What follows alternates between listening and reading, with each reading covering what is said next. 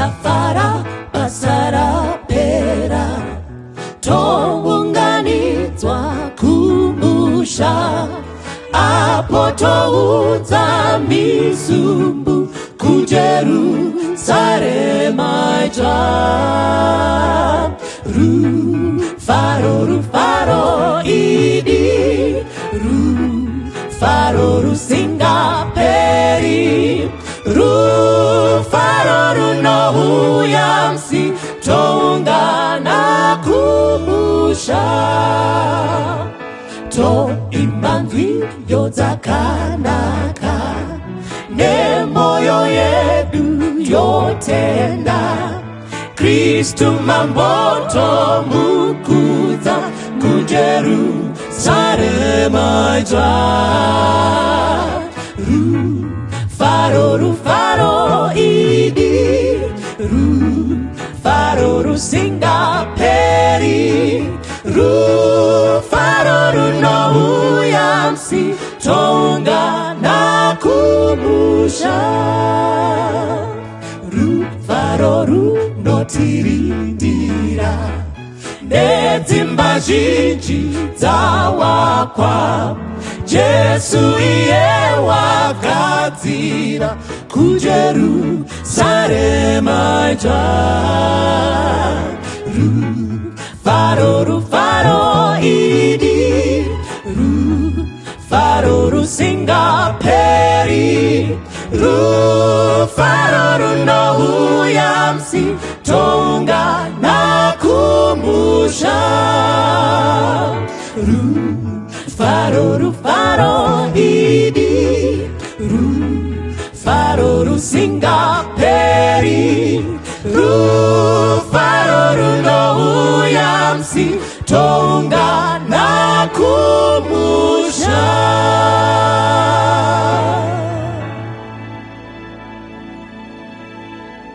Toda kutenda Mwari mukati mezuva ranhasi pachirongwa Family Matters, patinodiscussa maissues ane chekuita nemhuri. Mukati mezuva ranhasi tine nyaya iri inopisa, iri current, zvakabata pari zvino, especially in Zimbabwe, because it is affecting families. We are going to talk about it. But tisati tapinda mukati menyaya iyi, regerai musangane nedare redu kubva nechekurudyi kwangu. Tinotenda makadini watereri newatariri. Zita rangu ndinonzi Wanyamazana. Mufaro wangu kusangana nepa Family Matters. Makadi wadiwa watereri newatariri ndinonzi Rotina Mafume Msara. Amen. Yes. Makadi hama, zita rangu ndinonzi Lilian Mchechetere. Ndiri scientist, ndakarerekera kubiology, ndiri mudzidzisi webiology. Thank you. Yes. Kwaziso kwamuri vadiwa hama neshamwari, ndinonzi Watson Mbiriri, ndiri mufundisi. Toda kutenda chose. Mukati mezuva ranhasi tinoda kutenda nedare redu ratiroda kushinyirisa chikomo. Zuva ranhasi tatida kutaura nyaya yanetsa. Saka musoro wenyaya wedu unonziko ongororo yeDNA nemhuri. Ongororo yeDNA nemhuri. Gono Signor. Kune nyaya dziri kutora nyika inoi by storm. One of them inyaya the use, the abuse of drugs. Okay. Yakuitika muZimbabwe chinenge chabata zvakasimba. Tiri kuona vana vari kurezuka, vanofamba vachipepereka vachiita kunge they are floating in the air. Pamwe pacho zuva riri kupisa kuti toko, but musoro unenge uri mudreni, makumbo ari kunze. Vamwe nyango kukanaya kukaerera sewage anotenderera kudai achitenderera mumvura, akabatwa nemadrugs. Zvazara kwese. This is a wave. Kana musingatozvizivi gono, idi ngwarirai. Ende vanhu vakatanga madrugs aya zvinoita sekuti iko hari kusii drug riya kusvikira pamba penyu masofa aburitswa panze. Ndo parinozopedza newe roenda to the next person. This is a wave yabata nyika zvakasimba. Another wave iriko iri current. Taurirai gono because tisi tichiri kuverenga manewspaper. Another wave yabata nyika yezvinezvi inyaya yekuongorora kuti mwana ndiwani pamusha. saka iri kupisa, ine vanhu vari iri kunetsa nyaya iyoyo. But pafamily matters we are concerned because it is affecting the family. Yanobata mhuri. Saka tada kuti iko ichiri kushinyira, isusu titoshinyira ofu. Handiti muri kuona. Hence taunza tauya nedare ratinaro mukati mezuva ranhasi. Imimi vanhu imi ndibatsirei padare panapa. Kuti iko let's define this. Tikure zvakanaka. I'm happy we've got a scientist akarerekera kunyaya dzacho idzodzo vatinavo mai muchechetere. Tibatsirewo mai muchechetere, chii chinonyatsonzi DNA? Ichini uye zvinoukama hupi nevanhu vari mumhuri? Alright, mufundisi. Handizoti ndingati rombo rakaipa here? Kana kuti rakanaka. Kana kuti rakanaka. Hatina hedu inzwi muchirudzi cheshona rinogona kunyatsa kutsanangura kana kuti ratinogona kungoshandura DNA tichisamariri, but tichaedza nepatinokwanisa. So kana tiri kuti DNA tiri kutarisa zviri mukati memunhu zvinopaswa from parents to their children. Neimwe nzira ndo panobva zvekuzoti nodzera. Neimwe nzira maziso aya ruvara rwawo kutoti masangu ndeye black pane kwandakazvitora. Kureba kwangu, kupfupika, complexion, ndiri mutsvuku zvakaita sei, zvese izvozvo pane kwandakazvitora. Ende ndirogona kunge ndakazvitora kubva kuna mai vangu kana kuna baba vangu. Zvakauya sei? Mai vanenge vane mazai avanawo, baba vanenge vane mbeu. Mbeu nezai pazvinosangana mwana achibva agadziriswa. Ndine dzimwe nodzerwa dzandiri kutora kuna mai nedzimwe kuna baba kufoma mwana ava mudumbu uyu. Ndo yatiri kuti DNA. So it's a character trait or the passing on of information from parents to offspring. Information yacho ndo inogona kunge iri zvatinozoona zvinotaridzika pamunhu. Alright, kuti iko mbeu iri muna baba nezai riri muna mai iri nezvipakatwa zvarakapakata nekuti riri kubva kumunhu. Rine nhodzera dzarinadzo. Rinosvikoti iko pakusangana apa kwembeu nezai, nhodzera idzi dziri kubva kuna baba nedziri kubva kuna mai dzichaonekwa pamwana. Padakatauriro utsvuku, maziso acho and all that. Saka pazvinoenda pamwana zvinoenda nenzira dzakasiyana. Zvimwe umwe mwana anotora zvakawanda kubva kuna baba, ufanana chaizvo nababa. Umwe mwana anotora zvishomane kuna baba, ufanana chose nani? Namai. Umwewo mwana anogona kunge vabereka vose vari vakareba, asi mbuya vanga vari mupfupi. Zvinogona kudaro kuti pageneration yana baba apa hazvina kuexpresswa izvozvo, kumwana uchizova mupfupi akafanana nani? Nambuya. Ndo zvinoita DNA. Zvinogona kujamba mamwe mageneration but dzingori nhodzerwa dziri kuteedza marudzi. Thank you so much. Maita henyu. Saka ndakanchida kuti iko tibvumburudze nyaya iyi takarerekera pakuve very very simple. And we want to come home, closer home to the point. Anditi muri kuona. Saka kana dziri nhodzerwa, seiko dziri kutaurwa pakunzi iko mwana ndiwani? DNA nekuti mwana ndiwani zvinouya pakuti kudiniko? Sekutaura kwataita kuti mwana uyu hapana vanhu vatatu vari kuisa zvinhu pamwana uyu. Pane zai nembeu zvabva kuna baba namai, vanhu vaviri. So kana pazoitwa ongororo kutariswa kwazvo toda kuona kuti pazvese zviri mwana uyu akazviwana kupi. Saka marongedzerwa azvo ndangoti ndiite kakuratidza. Marongedzerwa azvo toti ava ndibaba, ndaratidza kuri kwewhite. Nhodzerwa idzi dzakarongedzwa kakaita tumaladha. Saka papanogona kunge pari zvemaziso, apa iri complexion, apa iri height, zvakanyatsorongedzwa zvakapekwa. Zvamai ndezvizvi. Zvamai ndatry kuzvisiyanisa nezvababa kuti ndazviita kuti zvive nerumwe ruvara. Pazvinoenda kumwana, zvimwe pamaziso atora amai, pakureba atora kwababa, pamatauriro ndekuku, nzeve dzake ndekukuku, nemaproportions akasiyana. Vana mumhuri manje havatori futi zvakafanana. Uyu anogona kutora 10% zvababa ne90% zvamai. Second born manje 50-50. ongobhalansisa. Third born manje pamwe obva ati 70% kuna baba. Saka zvinogona kuita kuti mumhuri medu vana vanosiyana. Nekuti zvinoenderana nemaproportions ekuti DNA yatorwa nemaproportions api. Again, it's by chance. It's just a probability. Pakusangana kwembeu mamixed acho anongosiyana siyana. Saka paongororo manje panogona kunge pane ari kunzi alleged father. Saka zvazvinoita tinotora any tissue pamwiri wemunhu, any part of mwiri wemunhu inenge neDNA. Nogona kunge riri ropa kana vhudzi chairo tototora kamu yamunoshandisa tototora nevhudzi remwana tinogona kutonomechanisa. Kana zvakangosiyana siyana any chinobva pamwiri wemunhu. Saka vana muzvinafundo vanoti tinoda sample inobva kuna baba vari kunzi alleged. Nokuti chatiri sure of ndimai vemwana baba hatisi kuziva kuti mbeu ndeipi. Saka tatora sample ya-alleged father A na-alleged father B namai nemwana vari 4 tonoongorora tobudisa maladhi edu ayayo. Saka tinomechanisa kuti saka pamwana uyu alright apa ichi akashitora uku because zviri kuenderana, ichi akashitora uku, ichi akashitora uku. Tochenda pane mwe parent the alleged father A ichi akashitora zviripo pamwana zvinoratidza kuti zvakabva uku zvakabva uku. Tozoenda pane alleged father B totoona kuti maladhi ariko zvawo but zvakatopesana. Hapana mamatches aripo. Ndipo patinozosvika pakuti chiripo here chenyu baba pamwana uyu kana kuti hapana chenyu.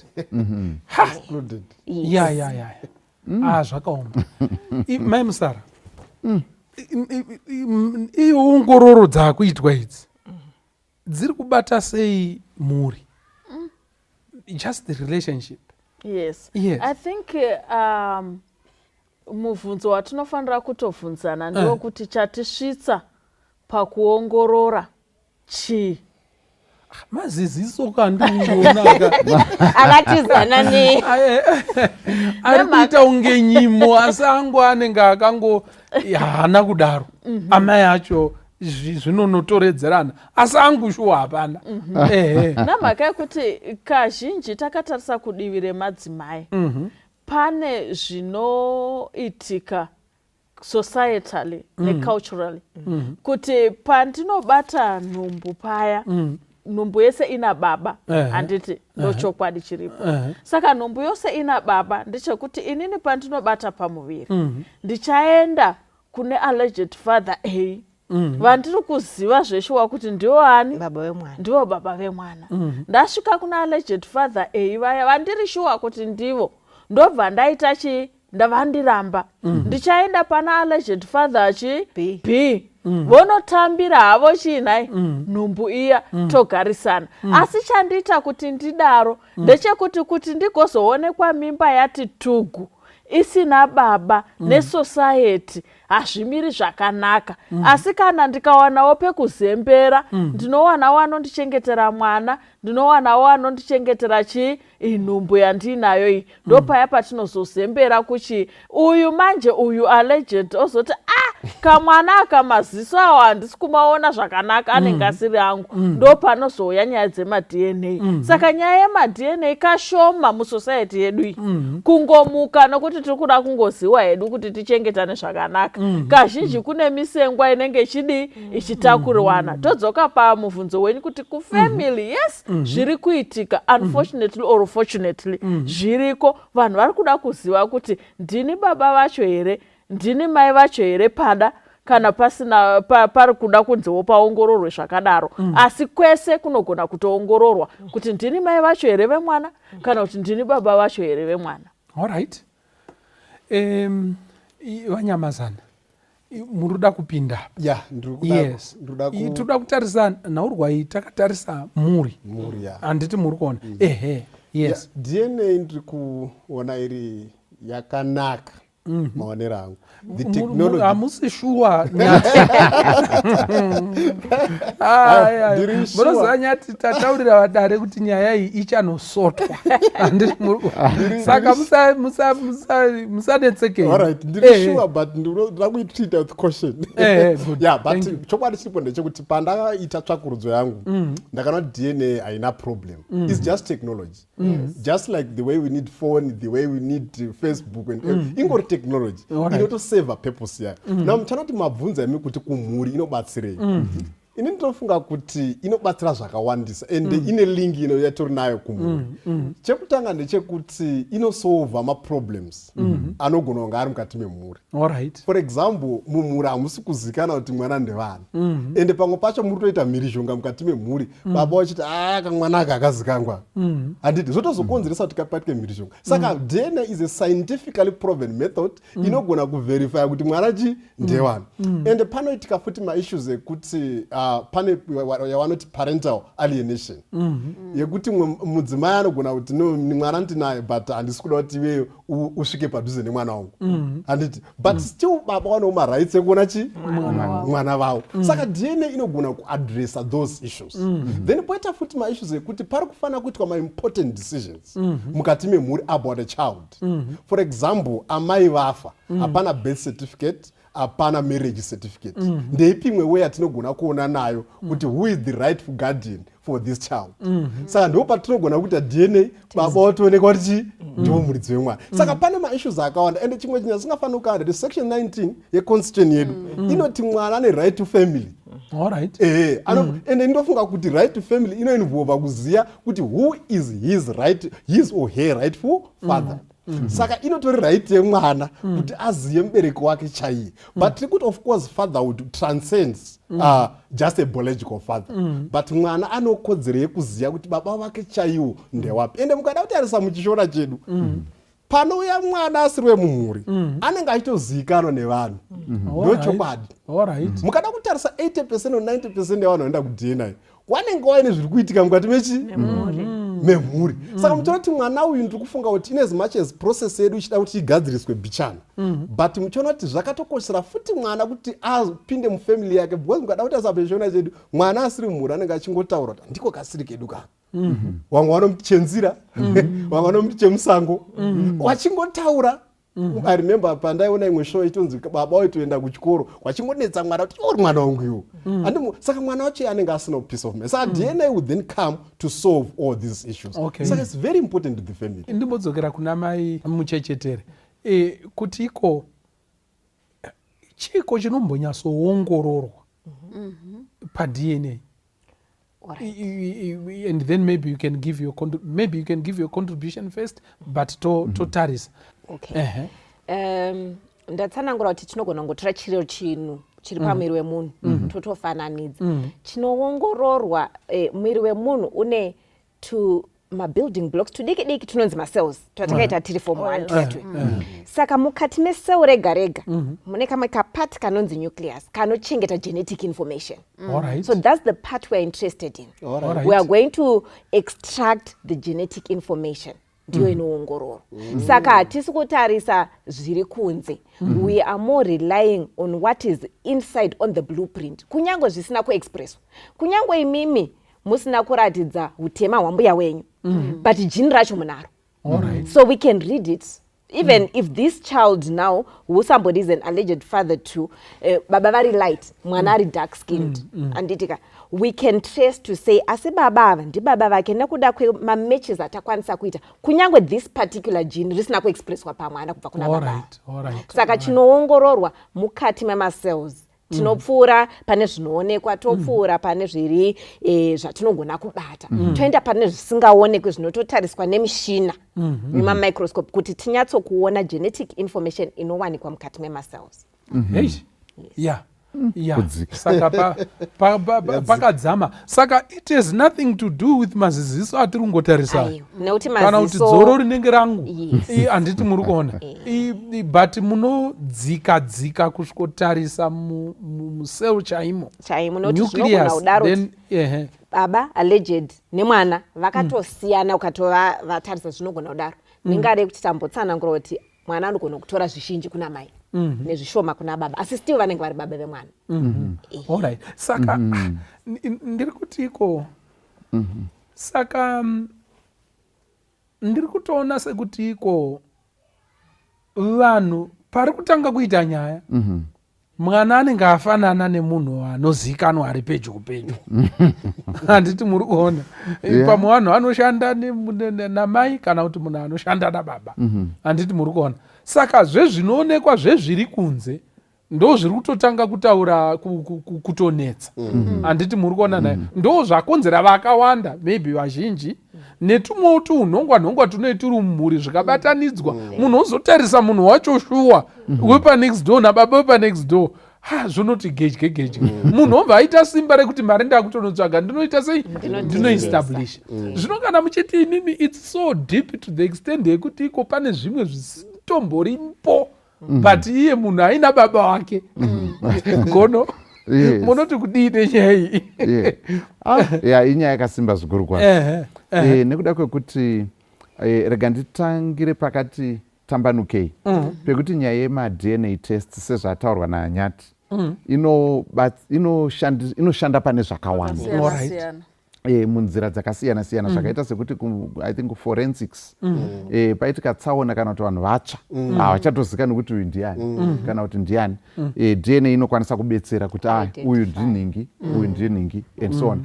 Kana kutoti even ibhodhi yatoitwa exhumation yatocherwa kunzi akasovigwa hameno kuti gore ripi still inokwanisa and then pane vamwe vanoita ma-DNA tests takanangana nemhuri. Saka inokwanisa kushandiswa ndakanzwa futi from investigations ndo pandanda kuya umondi follicle inokwanisa inototipa ma-cells atanovhenekwa aya. Saka inoshandiswa kusolva ma-crimes aitika.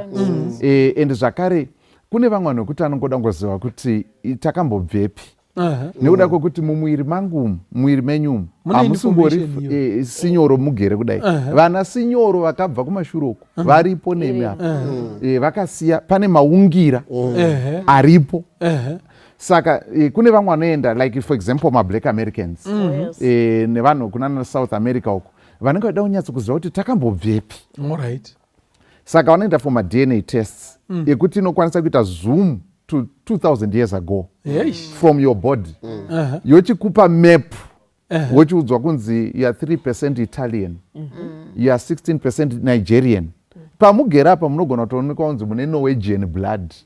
There was someone from Norway somewhere in the blood akasiya ane maungira amunawo ipapapa. Saka zvinogona kushandiswa nenzira iyoyo. Edu ndeichiputukezi zvavo. Zvinogona kudaro kuti mufundisi mamwe mabudiro anozoita nyaya idzi mwana arwara pakuda inogona kunge iri blood transfusion kana kuti an organ transplant. Saka the only person who can donate an organ is somebody anenge aine zvisingazo rwisana. Yes, ndo panozonzi kudai munhu anogona kudonetera mwana kidney ikati tototangira padhuze ndimai yacho aiwa is a different blood group toenda kuna baba vacho aiwa. Saka mwana kana asina zvinobva kuna mai asina kubva kuna zvabvepi mwana ari in need of a delicate organ we're looking for a match or a sponsor but so we start padhuze chatosumuka. Saka zvino kana iwe watadza kudonetera mwana ini ndatadza mwana ndewano ndewani tanga kutsvaga manje. Yes, exactly. Thanks so much for that. Yes, so mochiona kuti yatiri kutaura manje ndema-paternity tests ndeimwewo use yatiri kuitawo kuedza kana paita kufungirana taakuda kuchiti ipo panzi mwana ndewani taakuda kupindura mubvunzo upi uyu taakushandisa DNA kusolva nyaya dze-paternity test. But DNA pachezvayo inotipa information about munhu inogona kushandiswa zvakawanda kusolva mamwe ma-problems. And then ndoda kupa example yenyaya yaSandra Liang kuSouth Africa akazvarwa during time yeapartheid. Mai murungu baba murungu iye mukaradi. In fact unototi munhu mutema she's still alive. Okay, but ane madocumentary akaitwa nemamovie akatoitwa on it turned their life upside down and it tore the family to pieces. To this day her brothers don't even want to talk to her.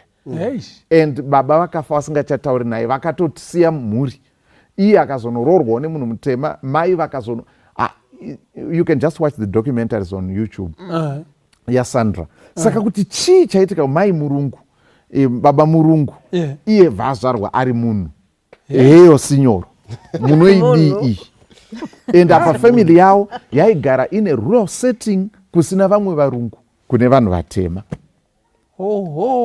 Ndo panozonzi chembere yashayikwa bere rikarutsa imvi. Muri kuona? Saka ndiri kuti this family was torn to pieces over this issue. And nguva iya yamuri kutaura iyo yeappetite, dambudziko ranga riripo nderekuti chaive chisemedzeso kunzi iko murungu asebera pedyo nemunhu handiti muri kuona kuti murungu nemunhu vaonekwa vari vese, kungoonekwa muri mese zvaitonetsa chaizvo. Kuzoti iko shuwa panenge pakaita some intimacy.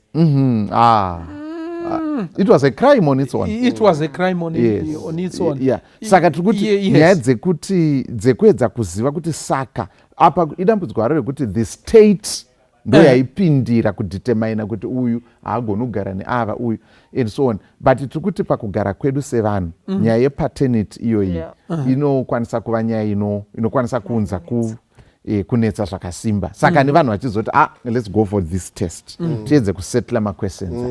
All right. Mamsa, you wanted to say something? Yes, inoda kudzoka panyaya yepaternity test iyoyoyo. Zvimwe zvakawanda izvi ndizvada gono. Nyaya yepaternity inonetsa pakuti when should the paternity test be taken. Zvambofamba sei?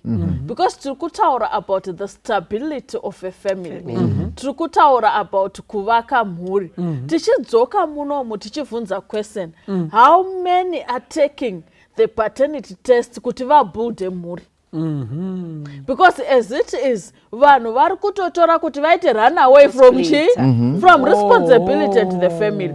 Because tiri kuti we are in a highly patriarchal society. Inini nhasi ndikanzi ndadaiwo dumbu rinofanira kutowana muridzi, rofanira kutowana baba bai, hazvifanirwi kuti kushayikwe bai huko rokuruku, baba vanofanira kudii kuwanikwa. Saka ndichatotsvaga anofanira kudinai kuva baba vemwana wandakatakura. Namhaka yekuti tine vanhu who enjoy the act but don't enjoy the responsibility. Kana dai tatiri musociety yekuti ndinongokwanisa kuti aiwa mwana uyu ndiwagono vototi yeshua ndewangu asi ngagara hake ikoko, asi ndichadi yangu ndichamuchengeta, asi imi zvamai aiwa mai ndiregererei ndiri kuda hangu Suzeni. Handiti nyaya idzi dzaisadinai dzaisamuka. Kuvanza DNA kuvanza paternity kwaisadinai kwaisadai kuripo. Because ndaingotaura kuti aiwa the father he chose not to be involved in this child. Saka vari kwavo, but baba zveshuwa tinovasiva. But tine vanhu vanoramba nhumbu who put women pakati pe hard rock and hard surface kuti vawane mwana awane baba. Ndosaka vakuru vaizoti gomba harina chii, harina mwana. Kana mwana adovapo adodinai adovapo. Saka tapinda pakuti ikoka DNA paternity test idzi dzinozomboitwa zvinhu zvamboita sei? Ndo patapinda. Handiti muri kuona nayo cheripo. One, maita mataura mai Musara kuti iko mukadzi anenge apinda panjodzi nepadambudziko rekuti iko dumbu iri hazviite kuti dumbu riite kunge rimwe yamutsvene. Handiti muri kuona rinofanirwa kunge riine munhu. Handiti muri kuona, but munhu chaiye akarova pena yacho atiza. But bhora rakagohwa vanhu vari kupembera pakudiwa mugohwesi atiza. Vana mai vozotanga matirikisi iwaya. Handiti muri kuona nayo cheripo. Nyati tibatsirei. Ndinoti nditaure pari kuda kutaura namai Musara pakakosha sinyoro. Pandinofunga kutiko society zvechokwadi inoisa pressure kumadzimai kuti wadisclose kuti nhumbu ndeyani. Ende kotiwo futi varume tinogona kuisawo pressure kumadzimai zvakada zvokuti anogona kunetseka kuchengeta mwana ari ega baba wasipo. Ndosa tamboti DNA ngatitarisei from pros nemacons. Ine mapros nemacons, ine zvayakanakira zvakati wandei maonero angu. Because at the end of the day baba vanogona kuti waitisa mudzimai pamuviri iwo oda kuramba handiri mukuona but mubaba vanofanira kuva neresponsibility to take care of his child or his children. Saka DNA can then come in to address those issues. All right. That's very positive. Exactly. That's a positive for the child, especially for the child. Mai chero wasiri kuda baba. Chero wasiri kuti of course anogona kuti ndochengeta hangu mwana wangu but in our African context kashoma kuti amai vati hanini mwana wangu handida hangu kuti achengetwe nani. Because mai vanenge vachitokoshera kuti vachengete ende mutemo wedu weZimbabwe munhu chero asingaendi kubasa chero anofanira kumaintaina mwana wani wake. Saka DNA inozobatsira kuti kana munhu ari kuramba mwana wake asiri kuda kubhadhira maintenance tomuti handika kudNA zvoonekwa kuti chi mwana ndewake. Saka baba wakuita responsibility action wakaenjoya the act and vanofanira kuita responsibility sezvataura namai musa. Saka ini ndotofunga kuti madzimai ese anenge ari varume vachi mukada kutarisa kuna masabhuku mamusha kunyaya zhinji dzavanosova ndedzavana baba vari kuramba mhuri dzavo vari kuramba nhumbu dzavo. Saka I'm thinking kuti DNA can then come in and help so that my issues ana maintenance anogadziriswa and vana baba vanowa responsibility vanotora responsibility ndosatiri kuti isusu we need responsible fathers and I'm thinking kuti DNA can then coming to amplify those issues. Paita mativi maviri apo mungu yenyu yaita misoro miviri tsvukukuviri ikarohwa uku yotanga kufamba nekuo but toda kutenda kuti iko yamboshandwa. Misoro miviri yandiri kutaura ndeye kudai so kuti iko mai pane zvakaitika handiti muri kuona zvavanonyatsoziva ivo ende chokwadi chiri mudundundurani ravo handiti muri kuona but vakuda kushandisa the hiding of information kana kuita sekunge zvinhu zviri izvo zvisiri kuti mwana uyu awana anomuita sei anomuchengeta kungowana pekuzembera kuwana pekurembera ndoumwe musoro watiri kuona mutema hauna kunaka musoro kozoti kune rumwe rutivi kuna babaka vanonyatsoziva kuti iko vari kutoudzwa nemukadzi kuti chabvondoka ndazvitakura handiti muri kuona shamani inini siyana neni ane chakanotakura. Saka misoro miviri muri kuona here kuipa kwayakaita uyo ari kunyepa uyu because haruda kunoturika tsvimbo pasipo handiti muri kuona asi uyu futi audzwa kunzi zvaipa ndazvitakura ari kutizowo futi DNA yozouya yogadzirisa nyaya idzi. Ndanchida kuti iko mai muchechetere mutibatsire kuti iko as far as the family is concerned iponzwi apa mai vanofanirwa kutaura chokwadi here baba vomwana chaiye kana kuti vanobvumidzwa kunyepa futi kuti iko awane muchengeti handiti muri kuona. Amen ponzwi ipapo. Remember this is a Christian program. Handiti muri kuona. Yes munoona hatina kumbofanira kusvika pekuti tichienda kumapaternity test dai taitaurirana chokwadi. Ini ndakafamba ndakadai zvakati zvakaitika izvi ndo zviripo hama yangu kana achindiregererawo ndiregerere topfuurira mberi tikuziva kuti mwana tiri kuchengeta asi mwana asava baba. That's one way to do it. Yes. Asi of course society nepamwe kapindiro kekunzi waratidza kuti hausi murume chaiye haungachengeteswi mwana asasa. And even kucourt taisafanira kusvikirana pakunotemerwa unzi iwe mwedzi wega wega ndisa mari yakatonochengeta mwana wako but chatisvitsa ipapo kusavimbika kwevanhu asi chokwadi chinofanira kutaurwa.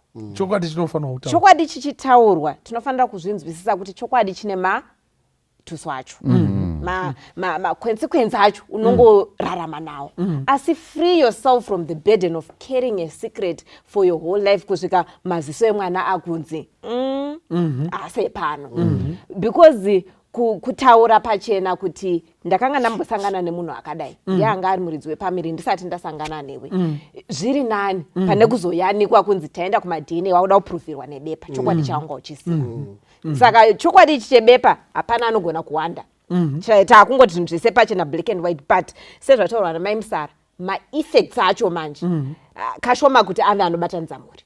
Saka kutaura chokwadi kubva pakutanga kuri more building and kunogona kugadzirisa zvinhu zviri nani pane kuzoda evidence yekuma-DNA tests.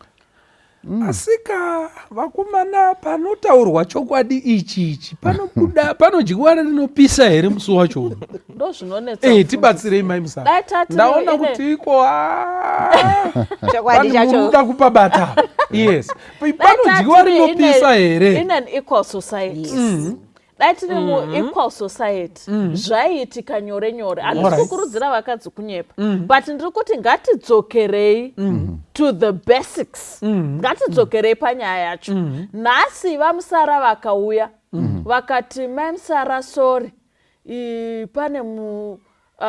pane musikana akatakura nhumbu yedu kwamurewa inenge yava yedu.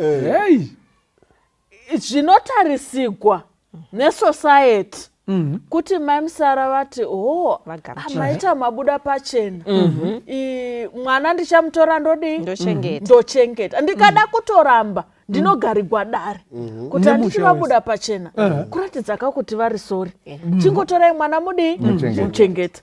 Inini ndikatakura ndikaudzawo vaMusara sorry ndatakura nhumbu yedu. Pandakaenda kuya ndakanotakuriswa nhumbu yedu neumwe murume. Munoziva pamuri kutozvitaura asitauriki ropa rangu tozoda urova munhu. You see now, ndisati ndapedza muromo uyoyo muromo wacho unenge usitoripo. Muromo namazino zvezvisisi. Mangwana nyika yese nenge yadii futi yatoziwa kuti mai Musara vakanoitiswa nhumbu vakauya nemwana pamusha. Asi tine varume tikada kutora sensasi takagara kungoti vakatitarisa vari kuteerera chirongwa kuti vakachengetesa madzimai avo vana vasiri vavo vangani. Kune vakatotitarisa izvozvi sensasi. Munoona kuti madzimai vanochengeta vana vevarume vasiri vavo. Asi varume havazodi kuchengetavo. Zvaitikawo kuti mumwe aitawo mistake iyoyo ari wechinhukadzi. Saka ndo patinozouya paya pakuti munhu anoti zvokwadi chirega inongofambirana nenyaya yevakuru yekuti komba harina mwana, kuti marriage irambe yakabatana. Nokuti musi wandinozviti bufu ndopaperera muchato wangu. Asi handisi kukurudzira vanhu kunyepa, but ndiri kuti let's look at the societal implications of the whole process. Gono imunyasovheneka yapa pamuruda muzhaga detsvimbo yenyu makavheneka apa. Pandikuda kuti muise tochi yenyu neziso ndepekuti iko iye zvino izvi vari kuenda vacho kuti aiwa hendei tinotariswa ameno mapercentages kuti akamira sei. But ndinenge ndakanzwa anenge maungira ekutaura kuti zvedu hakuna murume ane mwana. Handiti muri kuona ndaveeripo hakuna. Saka maybe analysis yamaita mai Musara yekuti iko kunyasotaura chokwadi kuti mutarise kuti vakadzi vari kuchengeta vana vevarume vangani. Idi shuwa vakadzi vakawanda. But iyi inenge yakuvhundunyura kuti iko vakanyasowanda chaizvo varume. Asi havasi kuzviita sei. Ndopandikuda kuti mivheneka ipapo padzokororei ziso Gono tipaone kuti iko toita sei. Ponyepwa here kuti iko muchato uenderere mberi kana kuti iko chokwadi chotaurwa here muchato woparara. Ponzwi nyiko Gono imbo vamaungweka ndo they are deep thinkers. Vamaungwe handi kunyepa ba. Saka nyai, it's not a simple issue. Yeah. I think whichever way we look at it is not simple. Yes. Because a simplistic way of looking at it, ndengoti ngazvingozikana kuti mwana ndewani. Kana munhu achifamba utofamba. It's not that simple. It's not that easy. Nekuda kwekuti kutangira pakuti pacho panozombosimuka muromo wekuti ngatiendei for test, paternity test. Kupumha uroyi pana pumha uroyi. Muri kupaona chero tikaenda zvikanobuda zvichiratidza kuti zvechokwadi kuti mwana ndewedu tiri 2 but ronda rekupumwa uroyi hapana acharirapa hapana rinogona kuti saka iwewe chii chakaita kuti undifungire zvinhu zvakadaro saka ipapo pega mwana wacho atori wedu tese pakungotangira nyaya yacho ipapapumhana ipapa itori nyaya because munoziva kuti kupuma uroyi inyaya inoendesa kwasabhuku inyaya inotoenda kunotongwa chakunza unotomuripa wakapuma munhu uroyi saka toichienda pakuti alright tombotora rimwe side rekuti zvedi test yabva yatouya ichitaura kuti havasiriwo baba vemwana uyu wechitatu uyu baba hapana chenyu chiri pamwana uyu baba vanogona kuti mumwe akati munogoti hapana changu matenda futi handii ndakatenga marisiti nditori nawo kumba asi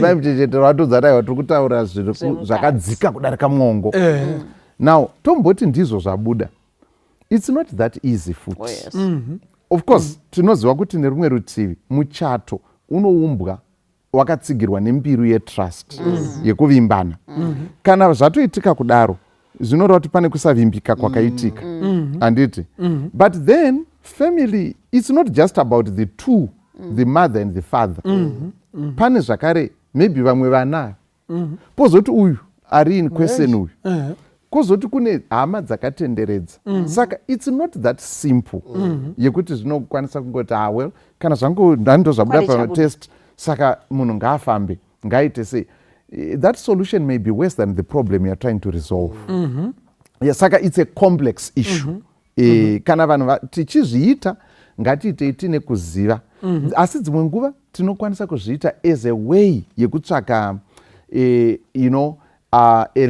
tingati chiko a solid basis yekutora maybe a decision yatatogara tiinayo kusimbisa decision yatatogara tiinayo ndaakuda chinongonditsigira kuti zvibva zvangonoti ngondo something like that yes kuzembera danda rawo rakare rozongoti wohozho newe vanyamazana ndoda kuti nditaure wabudisa pfungwa yakakosha taurai nyati munoona kuti chiri kuitika pasinyoro inyaya yekuti DNA zvanga zvimbotaura futi namai Musara muzimbabwe especially paternity test iri kuuya kuno disrupta a certain social system particularly the patriarchal system where it's normal kuti mudzimurume aite vana outside of the marriage but for a woman I've seen sandofunga kuti nini maybe it's like what my Musara is saying tinofana ku address at the basics indofunga kuti the process of DNA itself aina problem the process paternity test and everything else aina problem but it's then coming in to disrupt a system zvakafanana nekuti muorganization muri kuitwa change handitika pari kuya change within this organization despite the fact that change inogona yatonakira organization you will see there are some people who might resist it pana vamwe vanotoiramba kuti aiwa but yatozoimplementa tozoti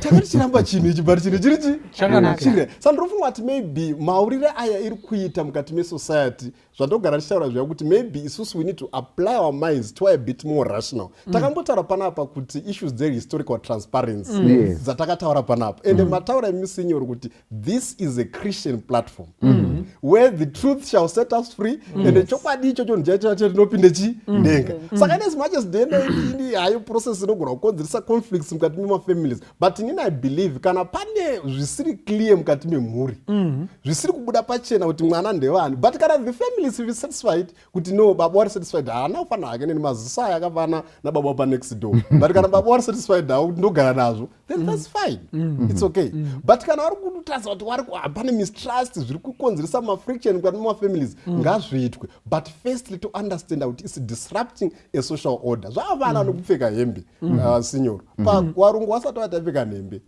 kutopfeka hembe kwakambotanga nomwe munhu ani muri kuona tikatozogumata zvigamuchira saka usiku kuti zvinogona kuita sekuti zviri kunetsa DNA but I believe pachasvika point yatinozvigamuchira as a society kuti it's a process iri natural but at the same time iri kuya kuno disrupta a certain social issue saka ina handira problem DNA as a process is fine but maybe yangoitika pakuti iri kuchallenge a certain social order saka pane nyaya yekuti maybe vanhu vachinje maonero ayo maybe poitwa awareness kudzidziswa vanhu kuti yakakosherei, inoitwa zvaita sei and all those things.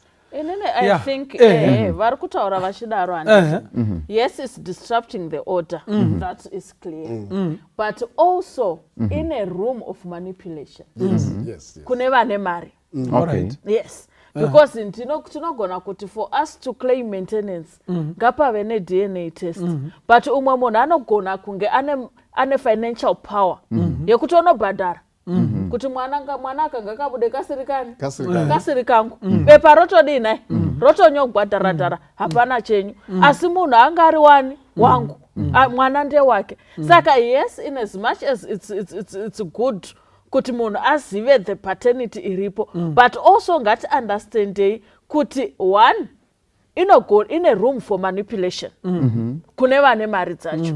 Two, not every woman can access money kuenda because ari kudaka kubetsegwa ndiye anofanira kubudisa china mari. Saka inini semudzimai munhu ari kuti mwana asi wangu tanga waita DNA test kuprova kuti ndi wangu kuti ndigokupa maintenance, inini handina kana $10 yekuti ndidye nemhuri. DNA iri kuda 250-300 kuti ndikuteste, ndinoiwanepi? Saka already tiri kuisa vakadzi vaya ndambotaura at a disadvantage societal financial economically. We know kuti vakadzi vari kulega behind in Zimbabwe.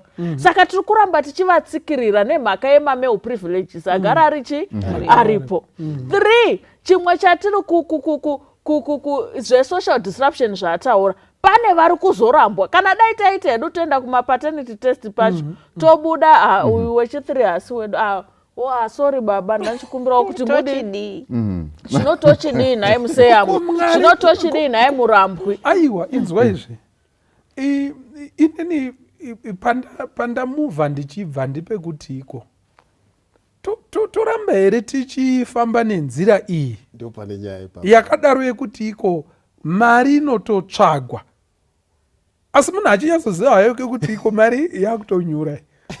Handiti muri kuona nayo chiripo. Of course zviripo zvekuti iko there is in anything, in everything there is always a disadvantaged species. Yes. Handiti muri kuona.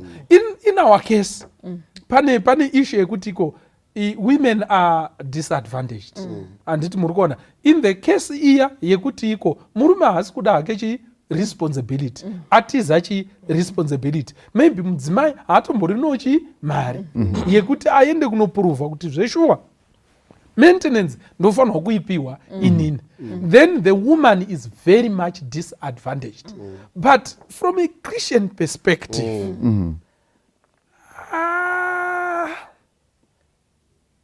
Davita akadzimara atoona kutoti Uriya ngaarare. From an ethical perspective. Handiti muri kuona. David akatodzimara aona kuti iko panapa Uriya akadzoka kuhondo pakaitwa DNA panapa panoshata pamusha panapa.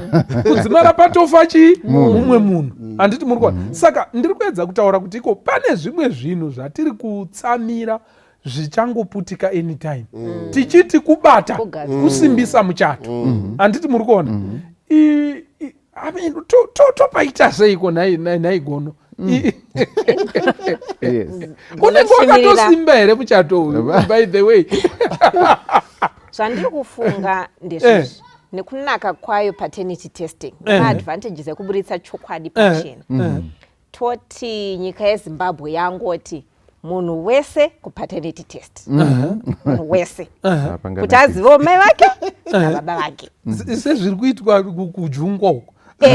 Munhu wese ingoziva mai yako nababa vako chokwadi chakanaka. Otherwise haupindi muzupu. Otherwise haupindi muzupu ko uchisingazivi baba vako. Vashoma kana kuti vazhinji handiziva muma proportions. It will be well with them. It will be life as usual. Vakawanda upenyu huchashanduka. Alright. So kunaka kwechokwadi kune chekuita netiming. Sekutaura kwaitwa futi namai Musara vachitaura kuti izvoni when is this test going to be done. Chokwadi chakanaka hongu, asi kana chokwadi chozotaurwa 25 years later mwanasikana wakuda kuroorwa, chichandibatsirei nhasi. Alright.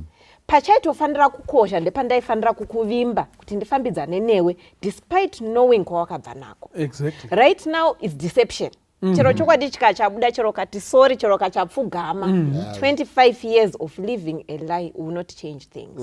So that will so I think ngazvitidzidzisewo isusu sevana vaMwari kuti chokwadi chakanaka but it's timely as well right from the onset vamunhu kwete kuzoti nhasi chokwadi wachida nekuti pane zvatakatarisana nazvo aiko kwakusuda chokwadi itori deception iri kutokanganisa. I think pamusoro peizvozvo panyaya yetiming iri kutaurwa iyi noda kwekuti kana pachitwa mapaternity test usually panogona paita makakatano kana kusavimbana pakati pevanhu 2 but ngatitarisei neziso rekuona kuti this does not just involve 2 people pane mumwe maybe mwana uyu nemhuri yese iyi titori nema emotional bonds social ties ari around this whole it's a system family system itoripo zvakadaro zvokuti kana pakuzoitwa test after so many years maybe zvakutoda kutoti mwana wacho atobvume futi kuti test yacho iitwe because zvine maramifications akasimba pamusoro peupenyu hwake identity yake kuti saka ini ndinani and so on ava vakura vachiti sisipati wati zvese zvozotanga kunzi sisipati havasisiri sisi and so I mean it's not simple it's not easy this thing iri yakadzama zvakadaro zvokuti ndingatongoti nemamwe mazwi kana isakabatwa zvakanaka munogona kunga matouraya munhu tinogona kutouraya munhu tichiti isusu twangoti chokwadi chibude pachena and so on I think iyi nyaya inotoda kutoti macounselors ka vanofanira kutova ndo vanonyatsa kugaidha process iyi yekuti inofamba sei uyu abvunzwa here uyu aconsenta here uyu aita sei okay kana zvikabuda zvakadai zvinorevei kwamuri iwe kwauri zvinorevei ko zvikabuda zvakadai iwe zvinorevei kwauri vanhu vonyatsa kugadzirirwa psychologically all the people that are necessary paissue iyi otherwise haisingori nyaya yevanhu 2 haisingori nyaya yevanhu 2 but I don't know how do we see it because inini I believe kuti iko pane panonzi let the sleeping dogs lie. But you can't say that when there is a storm.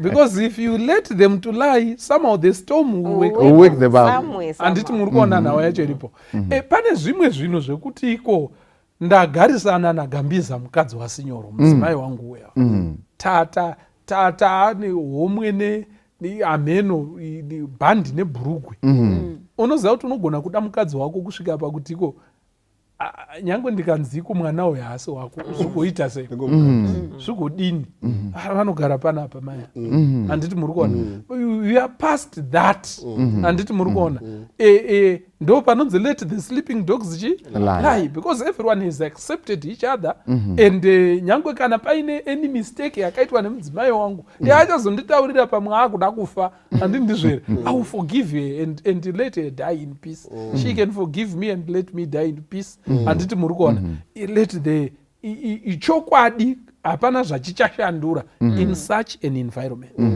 but imi where there is a storm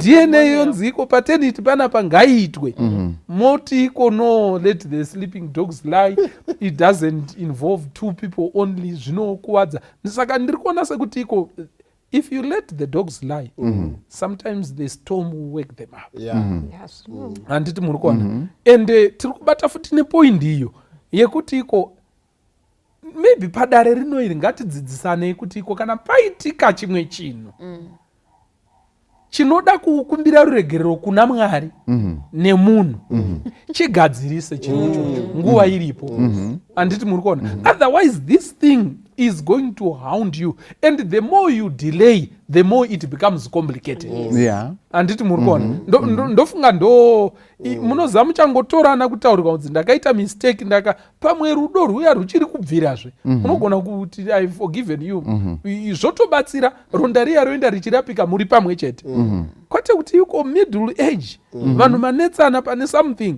and potonzipo after all mwana uyu kauti nemagariro awakamboita nekubata kwandakakuitai musi uya uya nemurume akati aiwa mwana uyu ngatimbonotarisai can the sleeping dogs lie takadaro nyati imbotibatsirai patori trick isi ini ndoda toti kuna panyaya dzatiri kutaura we should not normalize things that are not normal. Good. Social system yedu pane zvimwe zvinotakatorareta zvataisafana kutorareta and one chacho ndo chekuti gomba harina mwana gomba ritori naye mwana. That's point number one. Uku DNA ndo iri kuramba kuti gomba ritori nemwana. It's as good as tinogotara panapa senior nagono newadare now the gender based violence ndo chimwe chinhu chatakanomaliza musociety. Alright. Tichiti mudzimai achirohwa totishingirira handiti murume achita achipfambi toti ndo zvinoita varume machongwe hazvisi normal zvinhu izvozvo. Zvinofanira kutochinjwa. Saka kutouya kutoita DNA iri kuzama kutoti zvatiri kuti zviri normal hazvisi. Saka we are looking at these things from both a Christian and ethical point of view. Ndoda kuti upinde mutsoka dzemurume ari kujibidika kushandira mwana asiri wake zvisiri voluntary. But vakadzi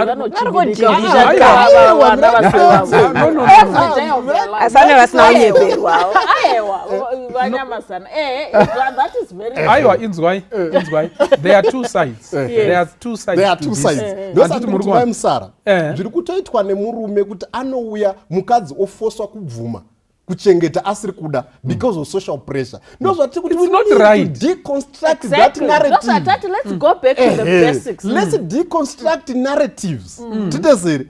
Aisiri mukadzi hafoswa kuchengeta murume mwana asiri wake. And it's not normal for a married man kuita small house. It's not normal. But society has normalized this. And similarly, it's not normal kutiti gomba na mwana.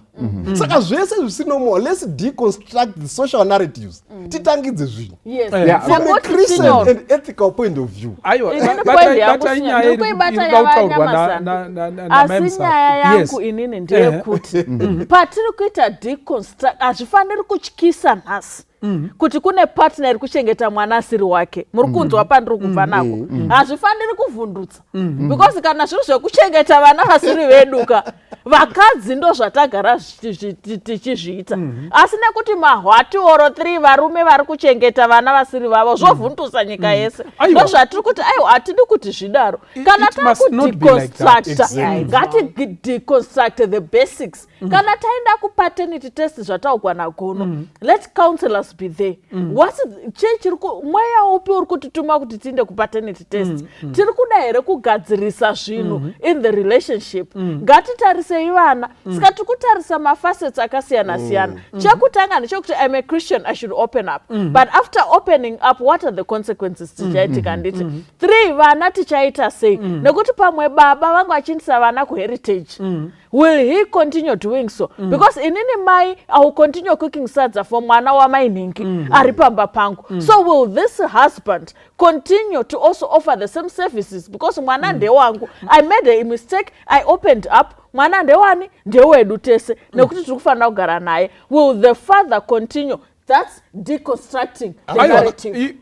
Patiri kutaura panapa ndeyekuti iko kangoma kedu akafanira kurira kakanangana kuvarume kuti vaende paadvantage over women neither should itirira kachiprotecta vana mai kuti vanyepe handiti aiwa ndiri kuti iko kwese ngatipazei kwese handiti ndizvo here kumurume kana varume vachiexpecta kuti iko kana paonekwa unziko kune mwana wemuhondo vatatu mumwe ari kwamurehwa mumwe ari kwamutoko mumwe ari vanofanirwa kuuya mumusha handiti ndizvo here kana mukadzi achinziko ngaazvigamuchire tiri kuti iko murumewo ngaagamuchire handiti muri kuona.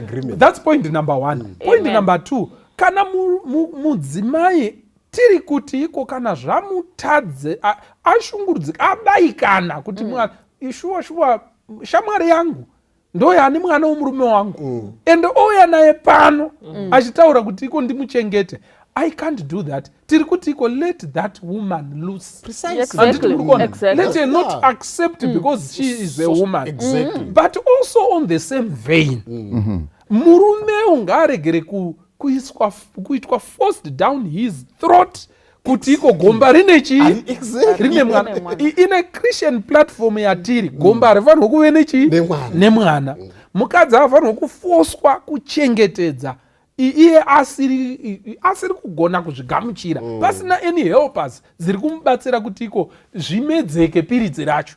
Handiti muri kuona? We must not do that. We must not do that. But chicho tokurudzira chicho tokurudzira DNA iri kutorwa, vamwe vatsamwisana, vamwe vari kuitora vachida kuona kuti iko baba ndiani kuti paite maintenance issues and all that. Handini ndizvo here? But chicho tokurudzira papurogiramu inoyi pamadNA. Chakakosha ndechekuti okay, rega titarise pana James. Yes, chapter 5 verse 16. Good. Bhuku raJakobho rinotaura panapa, naizvozvo reururanai zvivi zvenyu, munyengetererane kuti muporeswe. Vhesi riri kutaura pane zvinhu zvekuti maybe kana vanhu tatadzirana and so on. Chakanyanyokosha ndechekuti titarisane mumaziso, tonyatso kureururana, kumbira regerero and so on, vanhu voregerana and so on. Kana paine and hazvinei nekuti mukadzi kana murume munhu wese ngaakumbire regerero. Wonderful. Izvi zvinotipa hwaro hwakasimba hwekuvaka ukama hunoenda mberi, kudarika kuti tarisa chipepa chiri kuti kudii and so on. Hatisiri kuti hatichidi, chinokwanisa kubatsirawo neimwe nzira, asi kuti tinyatso kuita hwaro hwakasimba zvinoda kuti titarisane, tokumbirana regerero kuti tikwanise kuumba trust mukati memhuri yedu. Kana tichiita zvemadNA test zvinotoda vanhu tatarisa attitude yedu kuti why are we doing it, and then zvikabuda zvakadai zvicharevei kumhuri yese, zvikabuda zvakadai zvicharevei, and then you are a guided process in enough counseling support. I think kuti nekuda kwokuti zvinogona kutozova worse.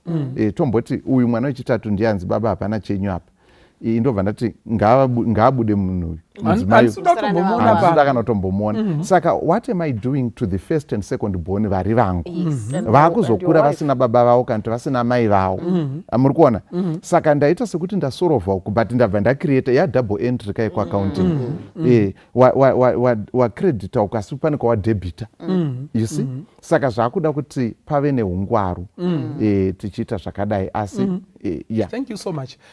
Thank you for the point, Mai Muchechetere. Yamati iko, everything should be built on the truth. And gono maita zvakanaka. If there are confessions that need to be made, zvisingaitwi kuna Mwari badzi, zvichiitwawo pamberi pemunhu, let them be done timelessly. Amen. Panguwa. And let's not, my DNA should not be discriminatory against either genders. Anditi muri kuona nawe iripo.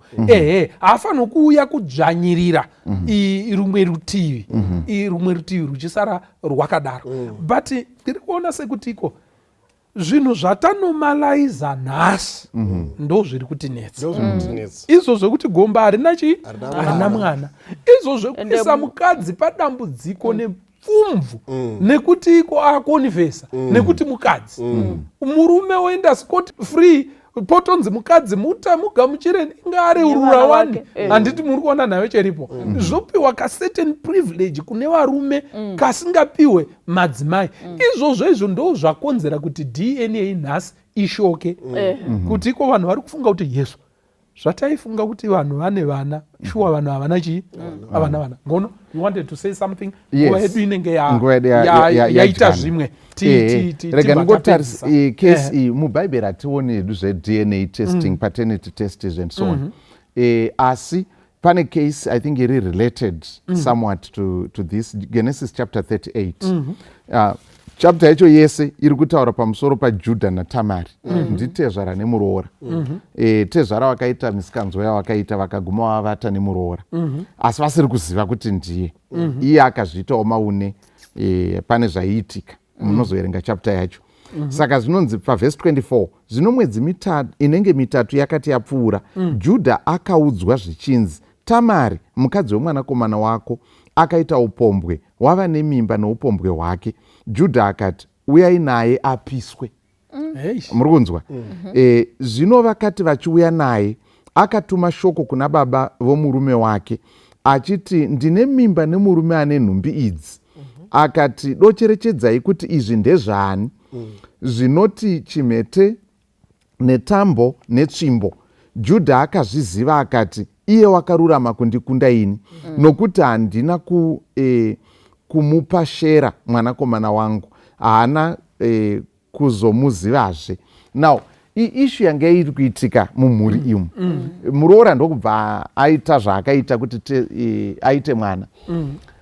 Vaita mwana naTezvara. Uyu Tezvara pawakaunzwa kuti muroora ane pamuviri zvikanzi uyai naye apiswe panapa, matanda ehuni aripo panapa.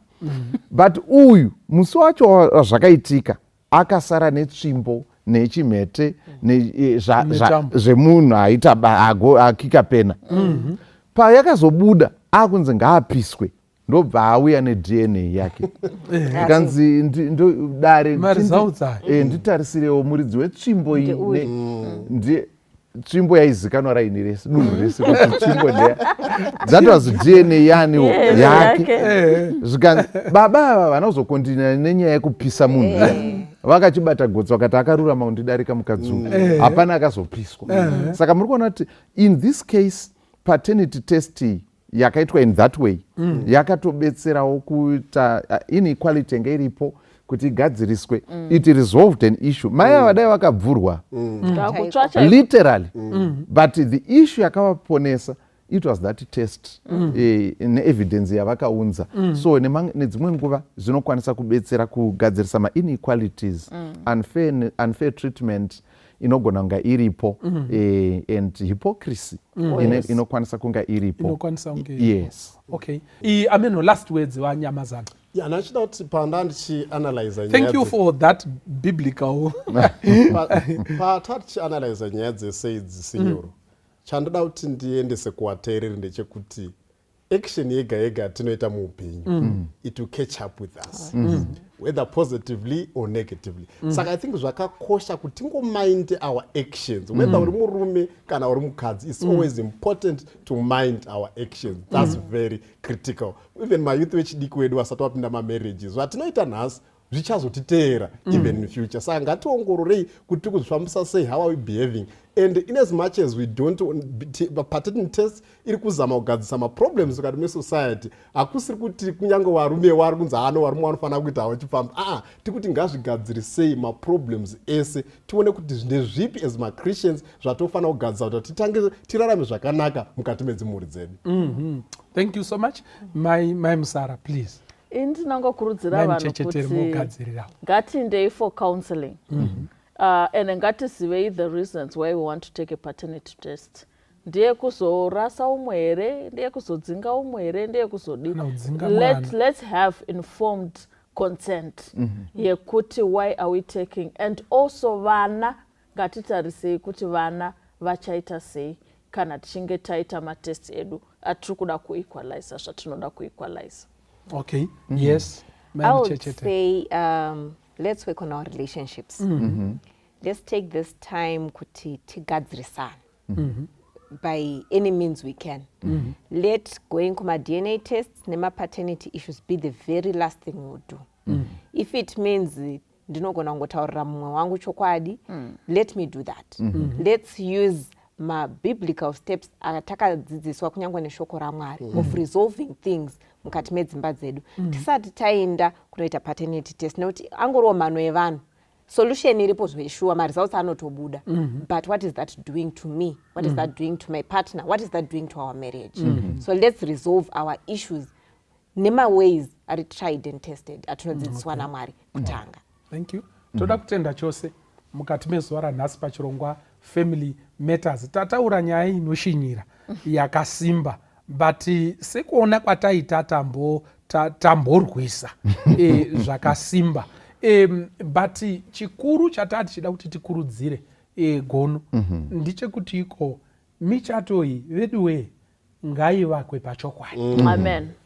Yavakwa pachokwadi, let nothing chinouya mukati memuchato as a major step that will cause major changes, let it not be done in order to disadvantage mumwe.